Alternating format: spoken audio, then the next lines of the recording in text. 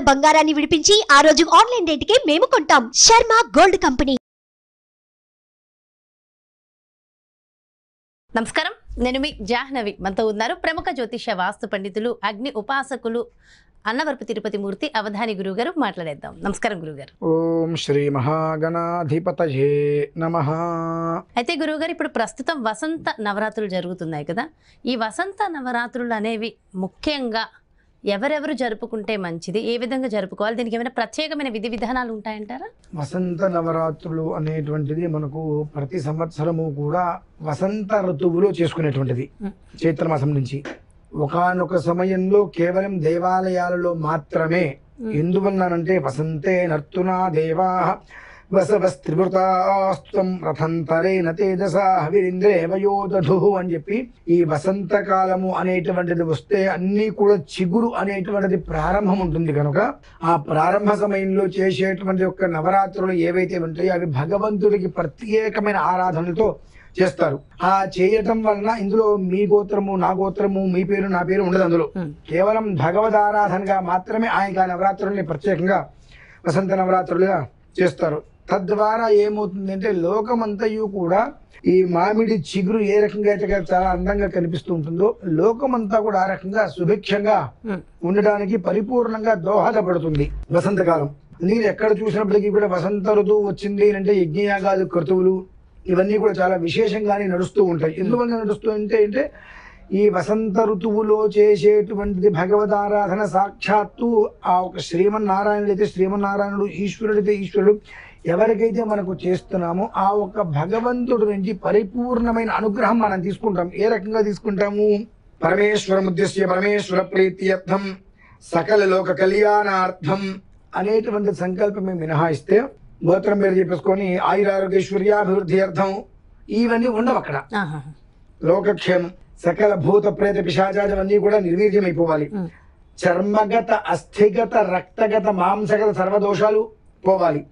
అలానే కొన్ని మంత్ర ప్రయోగాలు అనేటువంటిది దేవతల మీద జరుగుతూ ఉంటాయి, విగ్రహాల మీద జరుగుతుంటాయి, మనుషుల మీద జరుగుతూ ఉంటాయి. పర మంత్ర పర యంత్ర పరతంత్ర పరకృత్య పరౌషధ మారణాది 6 రకాల కర్మలు అంటారు. ఇవన్నీ కూడా పూర్తిగా కూడా నిర్మూలన అయిపోయి దేశం అనేటువంటిది క్షామ డాంబర మహామారి అగ్ని భయ రాజ భయ చోర భయాలు లేకుండా దేశం క్షేమంగా ఉండాలి. క్షామం అనేటువంటిది పోయి క్షేమం అనేటువంటిది ఉండాలి అని చెప్పి కేవలం దేవతలకి మాత్రమే పరమేశ్వర ముద్దిశ్య పరమేశ్వర ప్రీత్యర్థం చేసే ఆరాధన ఇది. నాకు తెలిసి పూర్వకాలం నుంచి ఇలానే వస్తుంది. అయితే ఈ మధ్యకాలంలో ఈ చిన్న చిన్న విగ్రహాలు కూడా పెట్టేసేసి ప్రతి ఒక్కరు మొదలు పెట్టేశారు. ఎందుకు మొదలు పెట్టారు అనేటువంటిది వారికే తెలియాలి. అయితే చైత్ర నవరాత్రులన్నా వసంత నవరాత్రులన్నా ఒకటేనా గురుగారు? ఎందువల్లంటే ఇది కేవలము కూడా ఈ నవరాత్రుల విధానంలో 4 విధానాలు ఉంటాయి. మనం కూడా చెప్పుకున్నాం. ఆ 4 విధానాల్లో ఒక దేవీ నవరాత్రులకు సంబంధించింది మినహాయిస్తే మిగిలినవన్నీ కూడా కేవలం గోప్యాతి గోప్యం, భగవంతుడికి మాత్రమే మనం ఎంతైనా సేవ చేసుకోవచ్చు. ఏదైనా ఆలయానికి వెళ్ళి చేయాలంటారు, ఇళ్లలో చేయడానికి వీల్లేదు. ఆలయాలు మనం ఏదైనా కట్టుకోవచ్చు, కాకపోతే మన గోత్రం పేర్లు లేకుండా మనం ఎంత సేవైనా చేసుకోవచ్చు. భగవంతుడికి చేసేటువంటి సేవ ఈ నవరాత్రులు.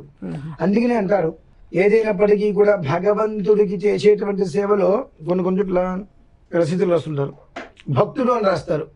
అవన్నీ గోత్రం పేర్లు రారు. మీ పేరేంటండి? భగవద్భక్తుడు. ఆయనకి తెలుసు కదండి. కానీ ఇవాళ ఏమైందంటే మామూలుగా కూడా దేవాలయాలకు వెళ్తే గోత్రనామాలు చెప్పడం అనేటువంటిది పరిపాటైపోయింది. అది చెప్తే గానీ మనం నిజంగా తెలియదేమో అన్నట్టు అయిపోయింది. ఇప్పుడు గోత్రనామములు అంటే ఇప్పుడు మనం అందరూ చెప్పకూడదు. గోత్రనామార్చన అంటే ఎవరి గోత్రనామార్చన? భగవంతుడి గోత్రం. పరమశివ గోత్ర ఉమామహేశ్వర స్వామి సమస్త లోక కళ్యాణార్థం గోత్రనామార్చన ఆయనకి. మన గోత్రం మన నామం మీద అర్చన. గోత్ర నామార్చన అంటే మన గోత్రం మన నామంతో మనకు అర్చన అండి. చిన్న చిన్న విషయాలు తెలుసుకోవాలి. విడి రోజుల్లో ఎట్లాగో దానికి ఒప్పుకోరు. కాబట్టి ఈ యొక్క నవరాత్రులు అనేటువంటి స్థితిలో వసంత నవరాత్రులు అంటే ఇప్పుడు చెప్పినాం. వసంతే నర్తునా దేవా వసవస్త్రివృతాస్తుతం రథంతరేణ తేజసా హవిరింద్రేవయోదధు. వివాహాన్ని చెప్తామండి. ఇది ఎందుకు ఈ మంత్రాలు చెప్తాము అంటే వృద్ధి చెందడం కోసం. వసంత మాసము అంటే అన్నింటినీ కూడా వృద్ధి తీసుకొచ్చేటువంటిది. అందుకనే కాక కృష్ణ పిక కృష్ణ కో భేద పిక కాకయో వసంతకాలే సంప్రాప్తే కాక పిక పిక అని ఉంది. అంటే కాకి కోకిల ఇంచుమించు ఒకే రకంగా ఉంటాయి. కాకేదో కోకిలేదో తెలియదు. కోకిలకి గూడు కట్టి వ్యవహారం చేయడం చేత కాదు, కాకి గూట్లోనే అది పిల్లల్ని పెంచుతూ ఉంటుంది. కాకి కూడా దాని పిల్లలని ఫీల్ అవుతుంది అట్లా. కానీ అది కాకేది కోకిలేది ఇప్పుడు ఎలా తెలుస్తుంది? వసంతకాలంలో వస్తే కావే ఉంటుంది. ఎంత కమ్మగా కూర్చున్నా కావనే కూస్తుంది, కోయిలా కూయలేదు కదా. కాబట్టి కాక కృష్ణ పిక కృష్ణ, కాకి నల్లగానే ఉంటుంది, కోకిల నల్లగానే ఉంటుంది. కో భేద పిక కాకయో, ఆ ఇద్దరిలో కూడా భేదం తెలియదు. వసంతకాలం అనేటువంటిది వస్తే ఏదేదో తెరతలమైపోతుంది. అలానే ఈ వసంతకాలము అనేటువంటిది కేవలం భగవానుడు అయినటువంటి పరమేశ్వరుడు శ్రీ మహావిష్ణువు ఎవరైతే ఉన్నారో వారి యొక్క పేరు మీద సమస్త లోక కళ్యాణార్థం చేసేటువంటిది వసంత నవరాత్రులు. అంతేగాని మీరు నేను బాగుండాలి, నా కుటుంబం బాగుండాలి, నా పిల్లలు బాగుండాలి అనేటువంటిది మన పేర్ల మీద చేసుకునేటువంటిది కాదు. ఈ మధ్యకాలంలో మనం చూస్తూనే ఉన్నాము, ప్రతి చోట చిన్న పంచర్ లాంటిది వేసేస్తున్నారు. ఏ నవరాత్రులు వచ్చినా గుప్తమేదో, గుప్తం కానిదేదో, రహస్యమేదో, రహస్యం కానిదేదో తెలియకుండా. అయితే ఇట్లా రహస్యంగా అసలు ఎందుకు కొన్ని నవరాత్రులు కానీ కొన్ని పూజలు కానీ రహస్యంగానే ఎందుకు ఉంచారంటారు? మరి రహస్యంగా ఎందుకు ఉంచారు అంటే దైవీకృత శక్తిని పెంపొందించాలి. భగవంతుడికి చేసేటువంటి ఆరాధనలో శక్తిని పెంపొందించాలి అంటే కొన్ని కొన్ని మూల మంత్రాలు ఉంటుంటాయి. అవి మానసికంగా రహస్యంగానే చేసుకోవాలి. ఆ భగవంతుడి దగ్గర కూర్చుంటే కొన్ని కొన్ని పెదాలు కూడా కదిలించకుండా చేసే మంత్రానుష్ఠానం ఉంటుంది. అక్కడ భగవంతుడి దగ్గర కూర్చొని మౌనంగా ఒక అరగంట గంట సేపు కూర్చుంటాం. చూసేటువంటి వాళ్ళు నానా రకాల ఆలోచనలు చేస్తాయి. ఈయన లోపల కూర్చున్నాడు, నిద్రపోతున్నాడు, ఏం చేయట్లా, ఒక మంత్రం చెప్పట్లా, మౌనంగా కూర్చున్నాడు. వాళ్ళకి ఏం తెలుసు జపమంటే? మానసికంగా చేసేటువంటిది జపం. కొన్ని కొన్ని అక్షరాలు ఉంటాయి, కొన్ని కొన్ని ఆరాధనలు ఉంటాయి. ఆ ఆరాధనలో చూడకూడదు బయట, ఎవరికి కూడా అర్హత లేదు. ఎందుకు అర్హత లేదంటే కారణం ఇదే. మనం భగవంతుడి దగ్గరికి వెళ్ళి ఆయనకి ఏదో అర్చన చేస్తున్నారు, మనం కూర్చొని హాయిగా భక్తిగా చూద్దామని ఆలోచన 5 నిమిషాలు చూస్తారు. ఆయన ఏంటి ఎలానే కూర్చున్నాడు, పడుకున్నాడా, నిద్రపోతున్నాడా, స్ట్రైట్గా కూర్చుని నిద్రపోతున్నాడా, మనం ఇంత టికెట్ తీసుకుని లోపలికి వచ్చాం, మన గోత్రం పేరు వినిపించలేదేంటి? అక్కడ కూర్చొని ఇటువంటి ఆలోచనలు చేస్తూ ఉంటారు.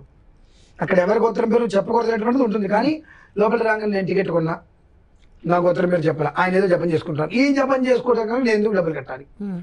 రకరకాలైనటువంటి ఆలోచనలు మనసులో మెదులుతుంటాయి. ఎప్పుడైతే ఆలోచన మెదులుతుందో అక్కడ కూర్చున్నటువంటి పుణ్యం కన్నా ఈ ఆలోచనలకు సంబంధించిన 10 రకాల పాపాలు ఎక్కువ వస్తూ ఉంటాయి. 2 సంవత్సరాంతము చేసేటువంటి అర్చనలు ఆరాధనలు ఏవైతే ఉంటాయో భగవంతుడు అందరి యొక్క పాపాలు తీసుకుంటాడుగా. మరి అక్కడ భగవంతుడు కూడా శక్తి కావాలి. మళ్ళీ మనం ఎంత మంత్రానుష్ఠానం చేస్తే అంత శక్తి ఉత్పన్నమవుతుంది. అందుకే వసంతకాలం అని అంటారు. ఆ వసంతకాలంలో చేసేటువంటి శక్తి 4 మాసాలకి ఆపాదిస్తుంది. మళ్ళీ ఆషాఢ మాసంలో ఒకటి అలా దాన్ని పెంపొందిస్తూ ఉంటారు. ప్రతి 2 మాసాలకి 2 మాసాలకి అలా వస్తూ ఉంటుంది. మరి ఎన్ని కోట్ల మందిని భగవంతుడు ఏదో ఒక రకంగా కాపాడుతూనే ఉన్నాడు. అంతమంది పాపాలు తీసుకుంటాడు. కానీ అంతమంది పాపాలు తీసుకున్నప్పటికీ కూడా ఎంతో కొంత మళ్ళీ మనం కూడా ఆయనకి చెయ్యాలి కదా. మనకు చెయ్యకపోతే ఆయన దేవుడు ఆయనకి శక్తి ఉండదంటే ఉంటుంది. కానీ మనం స్థాపించి ఉన్నాం కాబట్టి విగ్రహాన్ని కొన్ని రకాల మంత్రాలతో ఆ మంత్ర సాధన అనేటువంటిది దానికి సమయం ఉంటుంది. ఆ సమయంలో మనం ఎంత చేస్తే అంత అది వృద్ధి చెందుతుంది. అందుకని అంటారు వసంతకాలం అనేటువంటిది అన్నిటికీ కూడా బహుప్రయోజనము అనేటువంటిది. కాబట్టి 10 మందికి వాళ్ళ గోత్రం పేరు మీద చేసేటువంటి దానికన్నా భగవంతుడు పేరు మీద ఆయనకి చేయటమే చాలా శ్రేయోదాయకం. మనం చేయొచ్చు, ఎంత సేవైనా చేసుకోవచ్చు, అందులో తప్పేం లేదు. కాకపోతే మనం అక్కడ కూర్చొని చూసేటట్టయితే కనుక వాళ్ళు ఏం చేస్తున్నప్పటికీ కూడా మౌనంగా కూర్చుంటారు. ఒకసారి విశేషంగా చేయవలసి వస్తుంది. అప్పుడు దాని గురించి మనం ఇలా అలానే అనవసరమైన ఆలోచన లేకుండా భక్తి ఆయన మీద పెట్టుకుని కూర్చుంటే మంచిది. సో కాబట్టి అంటే భగవంతుని మీద భక్తి పెట్టాలి, అనుమానాలు ఉండకుండా ప్రశాంతంగా స్వామివారికి నమస్కారం చేసుకుంటే మంచి జరుగుతుంది. చాలా చక్కటి వివరణ ఇచ్చారు గురుగారు. Thank you so much. నమస్కారం. చూసారు కదండి, మరి ఇది వసంత నవరాత్రుల యొక్క రహస్యం. మరి ఈ రహస్య నవరాత్రులు ఎందుకున్నాయి, ఎవరెవరు ఈ నవరాత్రులు జరుపుకోవాలి, చాలా డీటెయిల్డ్ విషయ పరిజ్ఞానాన్ని మనందరికీ అందించారు కదా గురువుగారు. మరో చక్కటి ప్రత్యేకమైన కార్యక్రమంతో మళ్ళీ మీ ముందుకు చేస్తాను. మరి అదేవిధంగా పర్సనల్గా మీ యొక్క జాతకానికి సంబంధించి కానీ, లేదంటే మీ ఇంటి వ్యాపార వాస్తుకు సంబంధించి కానీ, లేదంటే గురువుగారు ఎప్పటికప్పుడు నిర్వహించేటటువంటి ప్రత్యేకమైన పూజలు హోమాలలో మీరు కూడా పాల్గొనాలి, గురువుగారు అపాయింట్మెంట్ కావాలి అనుకుంటే వెంటనే క్రింద డిస్ప్లే అవుతున్నటువంటి నెంబర్స్కి కాల్ చేయండి. నమస్కారం.